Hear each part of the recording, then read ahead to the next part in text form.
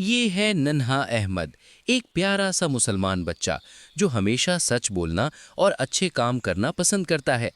ایک دن احمد کھیلتے کھیلتے راستے سے گزر رہا تھا کہ اچانک اسے زمین پر ایک پرس نظر آیا۔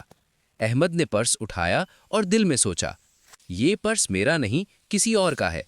احمد نے فوراً فیصلہ کیا کہ یہ پرس مسجد کے امام صاحب کو دے دینا چاہیے۔